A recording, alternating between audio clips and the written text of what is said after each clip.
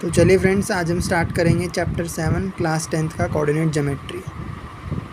तो देखिए, vertical line जो होती है उसे हम बोलते हैं एक्स एक्सिस, वाई एक्सिस बोलते हैं, ठीक है।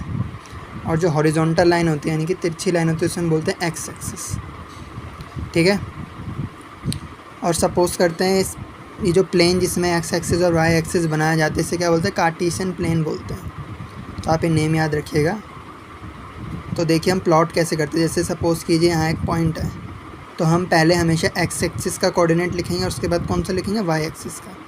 तो यहाँ पे एक्स एक्सिस का क्या है? 2 और वाई का भी क्या है? 2 है। तो 2,2 हो गया। जब भी हम कोऑर्डिनेट लिखेंगे तो पहले लिखेंगे हम एक्स एक्सिस का, उसके बाद लिखेंगे हम वाई एक्सिस का, ठीक है। मैं एकदम बेसिक से करा रहा हूँ। और इस साइड होती है एक्स एक्सिस पॉजिटिव ओरिजिन के राइट हैंड साइड पे, और लेफ्ट हैंड साइड पे एक्स एक्सिस क्या होती है? नेगेटिव होती है। और अपर साइड में वाई एक्सिस क्या होती है? पॉजिटिव, और डाउन साइड में क्या होती है? नेगेटिव। वैसे तो आपने 9th में पढ़ रखा होगा, लेकिन फिर भी मैं आपको बता देता हूँ, ठीक है।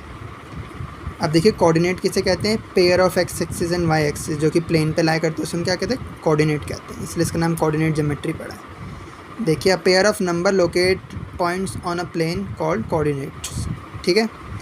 एक्स एक्सिस को हम दूसरा नाम भी होता है, उसे क्या बोलते हैं? एब्सिसा बोलते हैं। एक्स एक्सिस का दूसरा नाम क्या है? एब्सिसा। सिमिलरली वाई एक्सिस का पूरा नाम क्या है? ऑर्डिनेट बोलते हैं। वाई एक्सिस का दूसरा नाम है ऑर्डिनेट। तो कभी कभी एक्स एक्सिस की जगह एब्सिसा बोल देते हैं, तो बच्चे कंफ्यूज ना हो जाए। तो नेम याद रखिएगा, इसको एब्सिसा बोलते हैं, इसे ऑर्डिनेट बोलते हैं। तो चलिए अब हम कुछ फार्मूला देखते हैं इस चैप्टर के। तो अगर हमें दो पॉइंट्स के बीच का डिस्टेंस निकालना है तो हम कैसे निकालेंगे? देखिए, जैसे मान लीजिए P एक पॉइंट है, एक्स इसके कोऑर्डिनेट x1 y1 है, और Q एक कोऑर्डिनेट इसके पॉइंट x2 y2 है। तो इसका डिस्टेंस कैसे निकालेंगे? हम लेंगे square root of x2 minus x1 bracket में whole square plus y2 minus y1 bracket में होल स्क्वायर। होप आपको डिस्टेंस फार्मूला क्लियर हो गया होगा। हम आगे क्वेश्चन भी करेंगे इसके, ताकि और क्लैरिटी मिल जाए। अभी आप फार्मूला देख लीजिए, x2 माइनस x1 का whole square plus y2 minus y1 का होल स्क्वायर स्क्वायर रूट में। तो चलिए हम देखते हैं नेक्स्ट फार्मूला। तो देखिए फ्रेंड्स, नेक्स्ट फार्मूला इसे कहते हैं सेक्शन फार्मूला।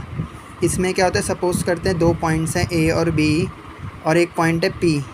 वो इस लाइन को डिवाइड कर रहे हैं। किस रेशियो में डिवाइड कर रहे हैं? सपोज कर लेते हैं m/n में डिवाइड कर रहे हैं। तो A के कोऑर्डिनेट्स हैं, ये B के कोऑर्डिनेट्स हैं, और ये P के कोऑर्डिनेट्स हैं। तो इसका क्या फार्मूला होता है? फार्मूला देख लीजिए, mx2 प्लस nx1 अपॉन में m प्लस n। तो x के कोऑर्डिनेट मिल जाएंगे, my2 प्लस ny1 अपॉन में m प्लस n, हमें y के कोऑर्डिनेट मिल जाएंगे। अभी हम प्रैक्टिस भी करेंगे इन सब फार्मूले की, तो आपको और क्लैरिटी मिल जाएगी। तब तक आप एक झलक फार्मूले के देख लीजिए। अगर k, तो देखिए अगर m और n की जगह रेशियो k:1 हो जाएंगे तो किस फार्मूले में डिवाइड होगा? m की जगह हम क्या रख देंगे? k, और n की जगह हमने क्या रख दिया? 1 रख दिया। तो सेम फार्मूला वही ऊपर वाला ही लगा है। तो क्या हो जाएगा? kx2 प्लस x1 अपॉन में m की जगह k और n की जगह 1 हो गया। तो सेम ही फार्मूले से सेक्शन फार्मूला बोलते हैं। कब लगेगा? जब कोई लाइन को एक पॉइंट डिवाइड करेगा किसी रेशियो में। अभी हम पीछे क्वेश्चन करेंगे आगे, तो आपको और क्लैरिटी मिल जाएगी। तो सिमिलरली देखिए, मिड पॉइंट का फार्मूला भी सेक्शन फार्मूले से ही डिराइव हुआ है। अगर इक्वल रेशियो में बांट रहे, सपोज कीजिए m और n के वैल्यू 1 है, तो क्या हो जाएगा? m1 है n1 है, लिखने की ज़रूरत नहीं। तो क्या हो जाएगा? x1 प्लस x2 अपॉन में 1 प्लस 1 कितना हो जाएगा? 2। Similarly y1 plus y2 upon में 2 हो जाएगा। ये है mid point formula, section formula से ही डिराइव हुआ। तो देखिए, similarly centroid of a triangle, centroid वो लाइन होती है जब 2:1 में डिवाइड करती है। आगे हम डिटेल में पढ़ेंगे, अभी आप खाली फार्मूला देख लीजिए। सेंट्रॉइड ऑफ ट्राइंगल का फार्मूला होता है x1 plus x2 plus x3/3 y1 plus y2 plus y3 upon में 3। ये सेंट्रॉइड ऑफ अ ट्राइंगल का फार्मूला होता है। तो इसे आप याद कर लीजिए, आगे हम देखेंगे कैसे करते हैं इन क्वेश्चंस को। अभी आप बस फार्मूला देख लीजिए, एक ओवरलुक। क्वेश्चंस के थ्रू आपको इन फार्मूले की और क्लैरिटी मिल जाएगी, तभी टेंशन मत लीजिए। बस आप फार्मूले याद करने की कोशिश कीजिए, आगे प्रैक्टिस करेंगे तो आप ऑटोमेटिक याद भी हो जाएंगे। तो नेक्स्ट है कोलिनियरिटी की कंडीशन। कोलिनियरिटी क्या होता है? जब 3 पॉइंट्स एक ही लाइन पे लाई करते हैं उसे क्या बोलते हैं? कोलिनियर बोलते हैं। तो सपोज कर लीजिए ABC कोलिनियर है और B A और C के बीच में लाई करे, तो हम क्या कंडीशन होती है कोलिनियर की? AB plus BC is equal to AC। AB plus BC is equal to AC condition होती है, तो याद रखिएगा। तो जब भी 3 पॉइंट एक ही लाइन पे लाई करेंगे तो ट्रायंगल तो बन नहीं पाएगा, क्योंकि ट्रायंगल के लिए तो अलग अलग जगह पे पॉइंट होनी चाहिए, सेम लाइन पे नहीं होनी चाहिए। तो इस केस में एरिया ऑफ ट्रायंगल क्या हो जाएगा, 0 हो जाएगा कोलिनियरिटी के केस में। तो आप ये कंडीशन याद रख लीजिए। अभी हम क्वेश्चंस करेंगे, इन सब पे टेंशन मत लीजिए, आपको और फार्मूले की क्लैरिटी मिल जाएगी। अभी बस आप फार्मूले लिख लीजिए और याद करने की कोशिश कीजिए। तो जैसे जैसे हम करेंगे आपको और कॉन्सेप्ट क्लैरिटी हो जाएगी। तो चलिए एमसीक्यू पे चलते हैं। तो चलिए फ्रेंड्स, अब हम एमसीक्यू स्टार्ट करेंगे चैप्टर 7 कोऑर्डिनेट ज्योमेट्री का। तो पहला क्वेश्चन देखिए, if the distance between points, 2 points के बीच का डिस्टेंस कितना दे रखा है 5, तो हमें मिसिंग वैल्यू x निकालनी है। तो हम पहले डिस्टेंस फार्मूला लगाएंगे, मैंने आपको बताया था अभी थोड़ी देर पहले। क्या होता है डिस्टेंस फार्मूला, लिख लेंगे उसको, x2 माइनस x1 का whole square plus y2 minus y1 का होल स्क्वायर। ठीक है, तो यहाँ पे लिख लेंगे पहले x1 क्या है 2 है, y1 क्या है -2 है, x2 क्या है -1 है और y2 क्या है x है। ये होता है x1 y1 और ये होता है x2 y2। ठीक है, तो हम फॉर्मूले में डाल देंगे, इसे ऐसे भी लिखा सकते हैं -2 -2 और ये -1 और x। ठीक है, तो हम डालेंगे फॉर्मूले में। तो देखिए x2 कितना x2 कितना -1, x1 है 2, लेकिन यहाँ माइनस का साइन है तो -2 का होल स्क्वायर प्लस y2 क्या है x और y1 क्या है -2, लेकिन यहाँ माइनस है तो माइनस माइनस क्या साइन हो जाएगा प्लस। चलिए आपको एक स्टेप करके दिखाता हूँ। ठीक है, ये माइनस है और माइनस का ये साइन, इसका स्क्वायर कितना दे रखा, डिस्टेंस हमें दे रखा 5, इक्वल टू 5 लिख देंगे। ठीक है, तो -2 -1 कितना हो जाएगा -3 का स्क्वायर, ये हो जाएगा x minus minus plus x plus 2 का whole square equal to 5। Distance 5 दे रखा है इसलिए इक्वल टू 5 लिख दिया। अब हमें अंडर रूट हटाना है, तो कैसे हटेगा under root, squaring on both sides कर देंगे, स्क्वायरिंग ऑन बोथ साइड्स। तो बचा -3 का स्क्वायर प्लस x प्लस 2 का स्क्वायर। इधर स्क्वायर होगा तो रूट से स्क्वायर कट जाता है, इधर स्क्वायर होगा तो क्या बन जाएगा 25। जब भी स्क्वायरिंग ऑन बोथ साइड होगी तो अंडर रूट हट जाएगा और इधर स्क्वायर लग जाएगा। ठीक है, -3 का होल स्क्वायर होता है 9 और यहाँ पे a प्लस बी का होल स्क्वायर का फॉर्मूला लगा देंगे, a square plus B square plus 2 into a into B equal to 25। तो 9 प्लस एक्स स्क्वायर प्लस 2 का स्क्वायर 4 होता है, 2 इंटू 2 4 इंटू एक्स 4x। तो कितना हो गया X square plus 4x, 9 plus 4 13 is equal to 25। तो कितना हो गया एक्स स्क्वायर प्लस 4x, 25 इधर जाएगा तो -12 बचेगा। तो फ्रेंड्स देखिए फिर से क्वाड्रेटिक इक्वेशन आ गई। तो चैप्टर 4 में मैंने आपको बताया इसको हम 2 तरीके से सॉल्व कर सकते हैं, फैक्टराइज या क्वाड्रेटिक फॉर्मूला से। फैक्टराइज देखते हैं पहले पॉसिबल है या नहीं है। तो ए और सी का प्रोडक्ट करते हैं, मैंने आपको बता रखा है डिटेल में, अगर आपको नहीं पता तो वीडियो देखिए क्वाड्रेटिक इक्वेशन की। तो हम क्या करते हैं फैक्टराइज में, पहले और तीसरे टर्म का प्रोडक्ट लेते हैं।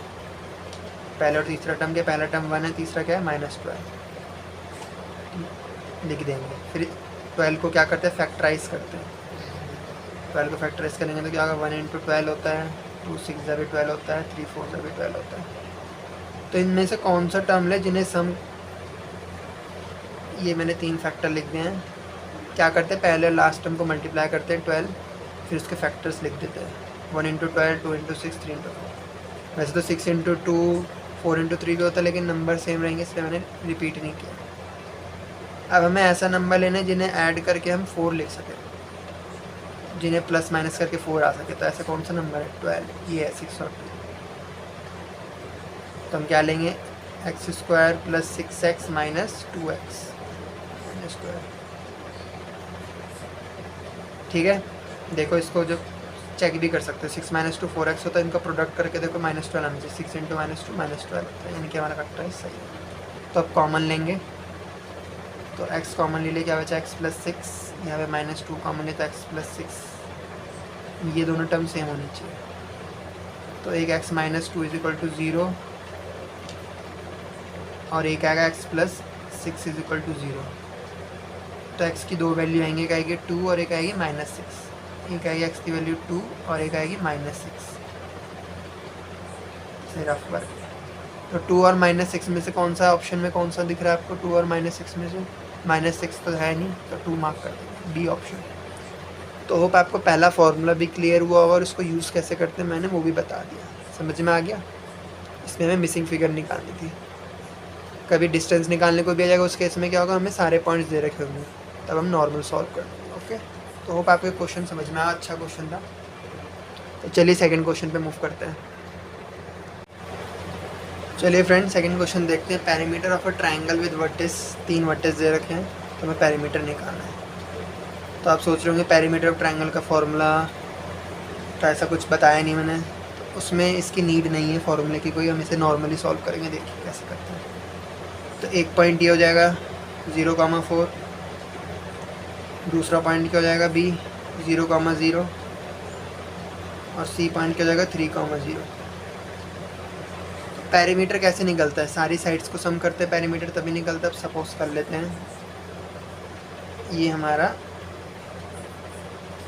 ट्रायंगल बन गया, ठीक है, 0,0 0,3,0 0,4।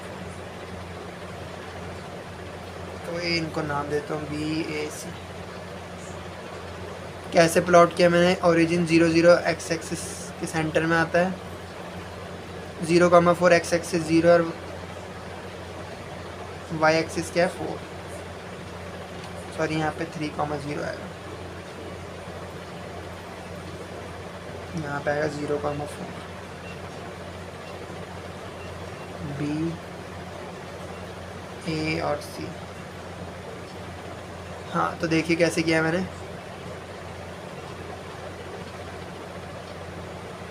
x एक्सिस 0 है और y क्या है 4 है, तो इसे हम यहाँ पुट कर देंगे y एक्सिस पे। यहाँ पे क्या है, y जब 0 होता है और x क्या है 3 है, ऐसे समझिए आप।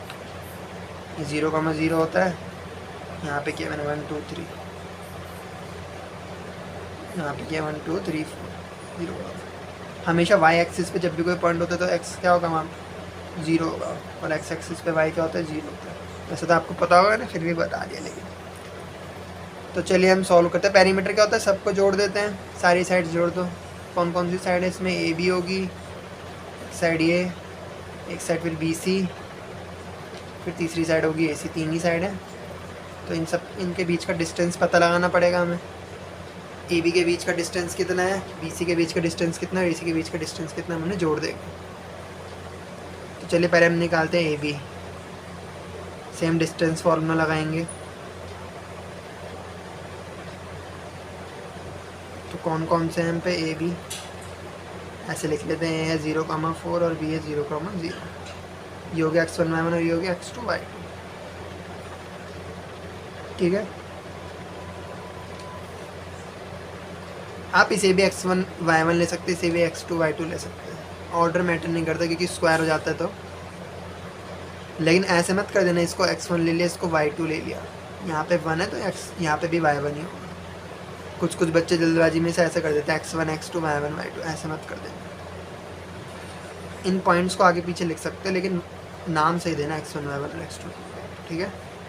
चलिए अब सॉल्व करते हैं, फॉर्मूले में डालते हैं। क्या था, x2 माइनस x1 का स्क्वायर, ये तो 0 ही है, प्लस y2 माइनस y1 का स्क्वायर, कितना आ गया, ये तो 0 ही हो गया, -4 का स्क्वायर 16, 4 आ गया। भी क्लियर है, डिस्टेंस फॉर्मूला लगा लें। BC कितना आएगा, सेम इसे x1 y1 इसे x2 y2 ले, इसको x1 y1 इसे x2 y2, जल्दबाजी में x2 मत लेना, इसको ये y1 होता है तो इसे ले लेंगे x2 माइनस x1 का square plus y2 minus y1 का स्क्वायर, ठीक है। सारा 0 हो गया। 3 का स्क्वायर कितना होता है, 9 होता है, √9 की वैल्यू क्या होती है 3 होती है। BC भी आ गया। अब AC देखते हैं, अभी यही x1 y1 इसे x2 y2 ले लेते हैं।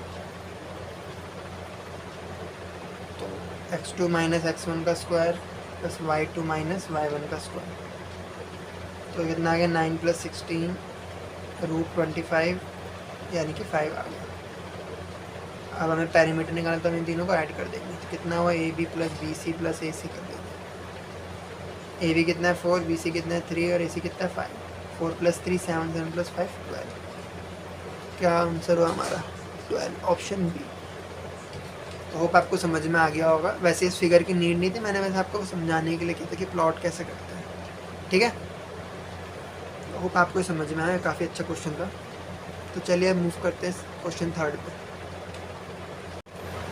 चलिए फ्रेंड्स, क्वेश्चन नंबर 3 स्टार्ट करते हैं। The point which divides the line segment joining the points this ratio 1:2 internally lies in which quadrant. देखिए इसमें रेशियो में डिवाइड कर रहा है, तो जब भी पॉइंट रेशियो में डिवाइड करते हैं तो हम कौन सा फॉर्मूला आते हैं, सेक्शन फॉर्मूला। लिखा है ना, पॉइंट एक डिवाइड कर रहा है 1:2 में। इसका मैं डायग्राम बता देता हूँ। तो सपोज करते हैं ये पॉइंट है, इसे नाम दे देते हैं, इसे नाम दे देते हैं B। 7, -6 हो गया, 3, 4 हो गया। ये पॉइंट हो गया P। ये किस रेशियो में डिवाइड करे, 1:2 में। ठीक है, क्लियर है। उसके बाद बोले lies in which quadrant. Quadrant क्या होता है, पहले मैं इसे सॉल्व करते फिर बताता हूँ। पहले हम सेक्शन फॉर्मूला लगाएंगे। देखिएगा, इस सेक्शन फॉर्मूला मैंने आपको बताया था। अगर आपको याद हो तो बढ़िया है, वरना तब भी याद कर लीजिए अगर याद नहीं। क्या था, mx2 + nx1 में m + n। y के लिए क्या था, my2 + ny1 में m + n। तब पुट करते हैं तो देखिए m क्या है यहाँ पे 1 और n क्या है यहाँ पे 2 है। x1 y1 तो पता ही है, x2 y2। ये लिख देता हूँ, ये m है, ये n है, ये x1 है, ये y1 है, ये x2 है, ये y। ताकि आपको कंफ्यूजन आ रहा है। पुट करते हैं, m क्या है 1 × 3 + 2 × 7 में 1 + 2। सिमिलरली 1 × 4 + 2 × -6 फॉर्मूले में डालो, फॉर्मूला याद होना चाहिए। फॉर्म है 1 + 2। x, y कितनी आएगी वैल्यू देखते हैं। ये आगे 3 × 1 3 + 7 × 14 में 3। इधर आएगा 4 - 12 में 3। तो x, y हमारा आ जाएगा 17/3 = -8/3। तो होप आपको समझ में आया होगा कैसे मैंने निकाले।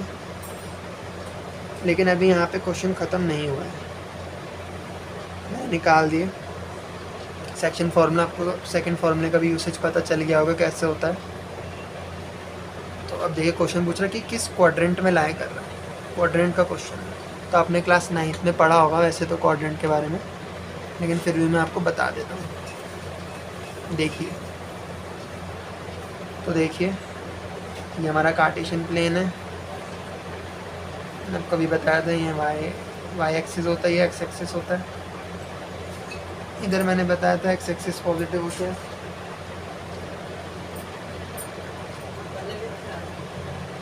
और इधर क्या होता है, एक्स एक्सिस क्या होता है, नेगेटिव होते हैं। इधर वाई एक्सिस पॉजिटिव होता है और इधर वाई एक्सिस क्या होता है, नेगेटिव होता है। इसे बोलते हैं फर्स्ट क्वाड्रेंट। ठीक है, ये होता है सेकंड क्वाड्रेंट, इसे बोलते हैं थर्ड क्वाड्रेंट, और इसे बोलते हैं फोर्थ क्वाड्रेंट। क्वाड्रेंट लिख देते हैं, क्वाड्रेंट। ठीक है, क्वाड्रेंट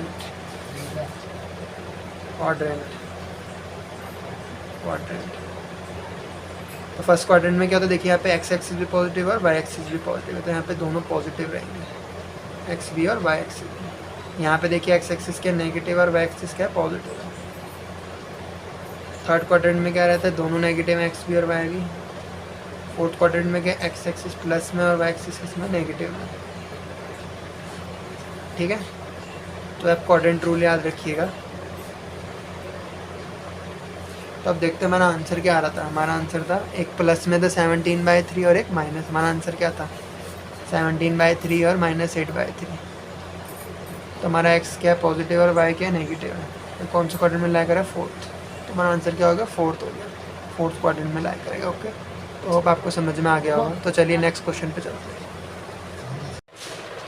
तो चलिए फ्रेंड्स, क्वेश्चन नंबर 4 स्टार्ट करते हैं। देखिए, the fourth vertex D of a parallelogram ABCD whose 3 vertices are this is। 3 vertex दे रखे, हमें चौथा वर्टेक्स निकालना है। काफ़ी इंपॉर्टेंट क्वेश्चन है, पेपर में इसके आने के ऐसे बहुत हाई चांस है। तो देखिए कैसे करेंगे ऐसे टाइप के क्वेश्चन को। पैरेललोग्राम दे रखा है, तो नंबरिंग करेंगे ABCD। ध्यान रखिएगा जब भी नंबरिंग करेंगे तो A और C अपोजिट होने चाहिए और B और D अपोजिट होने चाहिए। चाहे आप ABCD ऐसे लिखो, ABCD ऐसे लिखो, ध्यान रखिएगा AC अपोजिट होने चाहिए B और D, ठीक है। देखिए A आगे -2,3, B आगे 6,7, C आगे 8,3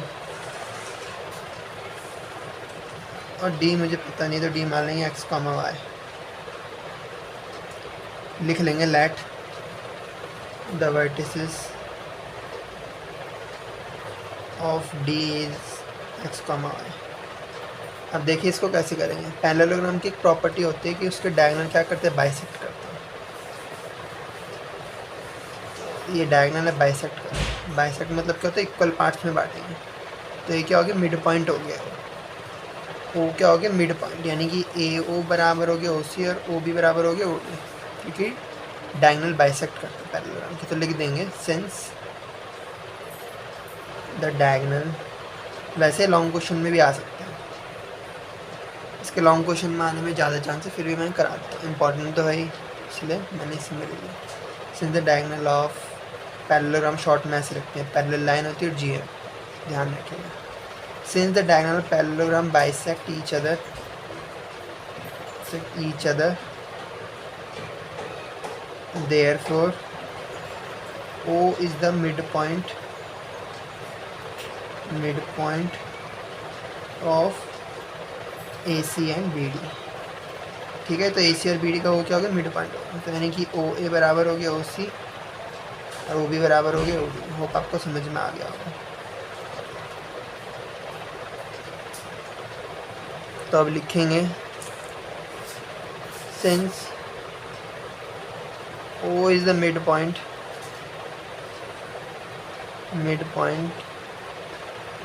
of AC, वो मिड पॉइंट AC का, तो मिड पॉइंट का फॉर्मूला लगा देंगे। O के वर्टिस को मैं लेट कर लेता हूँ, क्या लेट कर लेते हैं, पहले लिख लेते हैं। चलो, since O is the midpoint of AC, therefore it will divide AC in 1:1, equal ratio में डिवाइड करते हैं, ठीक है। पहले लेट कर लेंगे, let the vertices of O के वर्टिस को क्या मान लेंगे, A, B मान लेंगे, ठीक है। तो O मिड पॉइंट है, तो क्या फॉर्मूला होता है मिड पॉइंट का, बताओ जल्दी। x1 + x2 अपॉन में 2 होता है ना, y1 + y2 अपॉन में 2। मिड पॉइंट के क्योंकि बाइसेक्ट करते हैं, ये बराबर है और ये बराबर है। तो पहले हम AC से निकालेंगे, वो आ जाएगा हमारा, क्योंकि हमें ये पता नहीं है तो हम BD से नहीं निकाल सकते हो, हमें AC के थ्रू ही O मिलेगा। तो होप आपको समझ में आ गया हो। देखते हैं कितना निकलेगा। तो ये आ गया x1 ये है -1 -2, x2 क्या है 8 अपॉन में 2, y1 क्या 3, y2 क्या 3, वर्टिसेस आ जाएंगे 8 - 2 6/2, ये आ गया 6/2। तो यानी कि 3, 3 आ गया।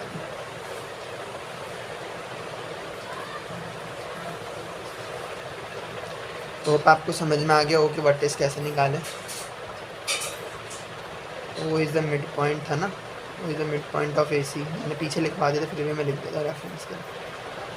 Therefore it will divide AC इन 1:1, तो मिड पॉइंट फार्मूला लगा दिया। M और N की वैल्यू सेम होती है इसलिए MX2 और NX1 कोई फ़ायदा नहीं, इसलिए हमने खाली x1 + x2 रखा है। ओके, मिड पॉइंट फार्मूला लगा दी नॉर्मल। तो देखिए BD में भी सेम लगाएंगे, BD का भी मिड पॉइंट है वो, उसमें कैसे निकलेगा, उसमें भी same. O is also mid point of BC, therefore वहाँ भी सेम फॉर्मूला लगेगा x1 + x2 अपॉन में 2 और y1 + y2 अपॉन में 2। तो यहाँ पे तो ये कि भी पता मुझे 3,3 है। यहाँ पे क्या आ गया x1 6 और x2 मुझे पता नहीं है। सिमिलरली y1 कितना आएगा 7 और y2 कितना आएगा। ठीक है, अब हम इस पूरे को 3 के इक्वल डालेंगे, x मिल जाएगा, और इस पूरे को 3 के इक्वल डालेंगे, y मिल जाएगा। काफ़ी इंपॉर्टेंट क्वेश्चन है, पेपर में इसके आने के लिए बहुत ज़्यादा है, तो इसलिए इसको अच्छे से कर लीजिएगा।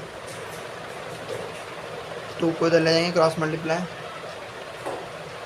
x बराबर आ गया 0, इसको भी क्रॉस मल्टीप्लाई कर देंगे 3 × 6, y बराबर आ गया -1। तो मिसिंग वर्टेक्स कितना है हमारा 0, -1। बेसिकली हमने इसमें पैरेललोग्राम की प्रॉपर्टी लगा, बाइसेक्ट करता है, फिर दोनों में मिड पॉइंट फार्मूला लगाया। एक बार मिड पॉइंट फार्मूले के थ्रू हमने O के वर्टिसेस फाइंड आउट कर लिए, फिर दूसरी बार फिर मिड पॉइंट लगाया BD में, BD आएगा यहाँ पर, सॉरी BD में, फिर हम BD में लगाएंगे तो इसमें ये मिसिंग फिगर, क्योंकि ये हमें पहले ही पता चल चुकी है, फिर ये पता चल जाएगा। वो आपको समझ में आ गया हो।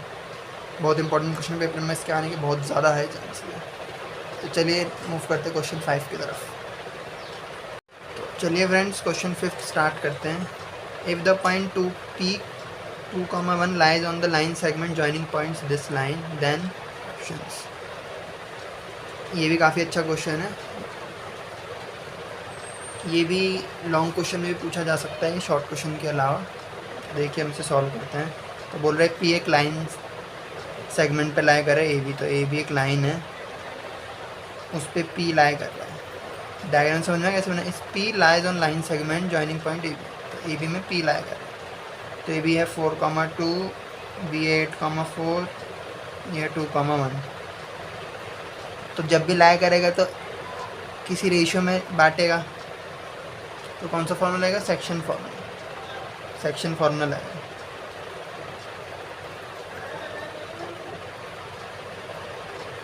तो जब भी हमें रेशियो नहीं पता होता तो हम K:1 में लेट कर लेंगे कि K:1 में डिवाइड किया। Let P divides AB in K:1, in ratio K:2। ठीक है, तो देखिए अब हम क्या करेंगे, फार्मूला लगा देंगे। सेक्शन फार्मूला क्या था, P के वर्टिसेस 2,1 है, तो लिख देंगे हम। पहले फार्मूला लिख देता हूँ, KX2 + X1, ये आपको याद होना चाहिए, ऑन में K+1। मैंने आपको लिखवा रखा है पहले, अभी थोड़ी देर पहले, तो होप आप याद कर लेंगे, प्रैक्टिस के थ्रू याद हो जाएगा। 2,1 था, यहाँ पे डालेंगे K, मुझे पता नहीं, X2 क्या 8, X1 क्या 4, नीचे K+1। सिमिलरली Y है, Y2 है 4, Y1 है 2, K+1। तो हम लिख देंगे 2,1, सॉल्व करेंगे 8K + 4 अपॉन में K+1, यहाँ है 4K + 2 K+1। तो इसको इसके इक्वल रख देंगे कि x एक्सिस, और इसको इक्वल रख देंगे। किसी को भी इक्वल रख दो, K की सेम वैल्यू आ गया, तो इसको इसके इक्वल रख दो 2K, या तो इसको 1 के इक्वल रख दो। तो मैं इसको इसके इक्वल रख देता हूँ। ठीक है, तो देखिए हम K की वैल्यू निकालेंगे। तो देखिए क्रॉस मल्टीप्लाई कर देंगे, 8K + 4 2K + 2 हो जाएगा, इसको इससे करेंगे 2, इसको इससे करेंगे 2 आ जाएगा, इसको इससे करेंगे 2K आ जाएगा। तो K को एक साइड ले जाऊँगा, 8K - 2K = 2 - 4, 6K बराबर -2। K निकालना है तो इसको डिवाइड में लिख देंगे, -2/6 यानी कि -1/3। तो K के आगे नेगेटिव आ गया, तो नेगेटिव रेशियो में तो डिवाइड कर नहीं सकते, इसका मतलब ये इंटरनली नहीं एक्सटर्नली डिवाइड कर रहा पॉइंट P। जब भी रेशियो नेगेटिव आ जाए तो समझ जाओ इंटरनली नहीं एक्सटर्नली पॉइंट डिवाइड करेगा, यानी कि जो P है वो बीच में नहीं, उस लाइन पे ही लाई कर रहा है लेकिन बाहर लाई करेगा। समझ में आ गया? जब भी रेशियो नेगेटिव आ जाए तो आप समझ जाओ कि ये इंटरनली नहीं एक्सटर्नली डिवाइड करेगा। एक्सटर्नली मतलब बीच में नहीं है, साइड में आगे है। अभी भी सेम हुआ ना, देखो क्वेश्चन का मतलब ए बी लाइन सेगमेंट पे पी लाई कर रहा है, ठीक है।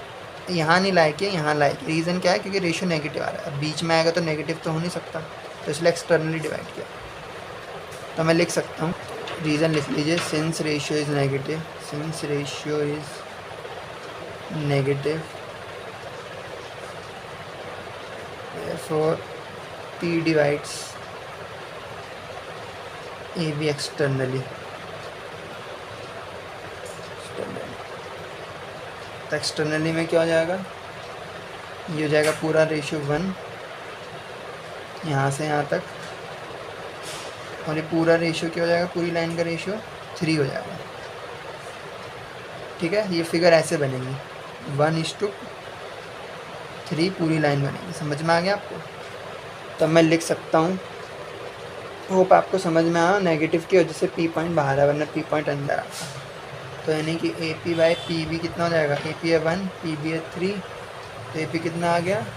1/3 पी बी। होप आपको समझ में आ गया हो।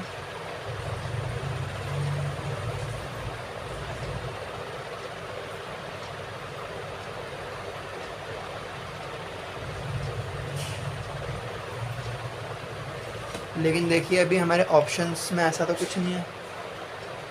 हमारे ऑप्शन में तो ये है ही नहीं। जो हमारे 4 ऑप्शन थे उसमें से तो एक भी ऑप्शन में नहीं था A P equal to 1/3 P B.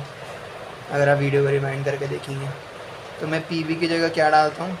P B की जगह मैं लिख सकता हूँ P A plus A B लिख सकता हूँ ना। पी बी पूरा क्या P A plus A B से ही तो बना है। तो देखिए अब मैं क्या लिखूँगा,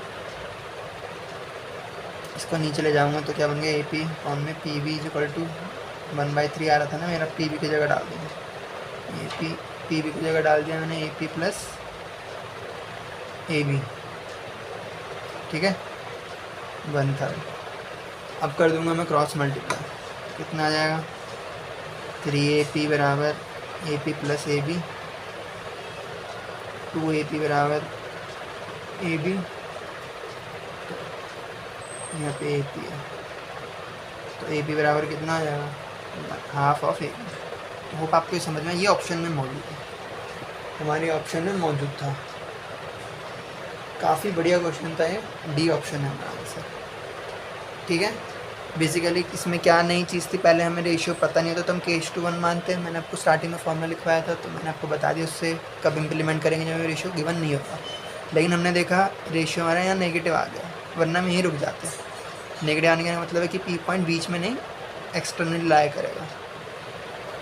तो यानी कि पी ए कितना हो गया? 1 हो गया, और पूरी लाइन क्या हो जाएगी? 3 हो जाएगी। ए पी कितना था? 1, और पूरी लाइन क्या होगी?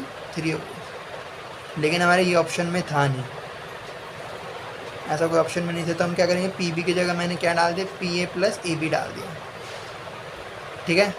फिर क्रॉस मल्टीप्लाई किए, ये ऑप्शन में था तो ये आंसर हो गया। नहीं आया समझ में तो फिर से रिवाइंड कीजिए, आ जाएगा। बहुत ईजी क्वेश्चन था और अच्छा क्वेश्चन था, 2 क्वेश्चन बड़े अच्छे थे लास्ट में, ये लॉन्ग में पूछे जा सकते हैं। तो गाइज मैंने सारे एमसीक्यू करवा दिए हैं इस चैप्टर में जो मुझे लगा आ सकते हैं। हर एक फॉर्मूला जो भी मैंने लिखा देखिए मैंने सब पे एमसीक्यू भी करवा दिए ताकि आपको कॉन्सेप्ट क्लैरिटी हो जाएगी कब कौन सा फॉर्मूला लगेगा। बाकी जो बच्चे हुए क्वेश्चन है वो हम लॉन्ग वीडियो में करेंगे। तो गाइज़ बोर्ड्स की कसम है, चैनल को सब्सक्राइब और शेयर कीजिए, बहुत मेहनत लगती है क्वेश्चन सर्च करने में। बाकी जितने कॉन्सेप्ट और अच्छे क्वेश्चन रहेगा हम लॉन्ग क्वेश्चन में कवर कर लेंगे। तो गाइज़ तब तक के लिए stay tuned to this channel. अब लॉन्ग वीडियो में बाकी के क्वेश्चंस करेंगे। अच्छा, बाय बाय गाइज़।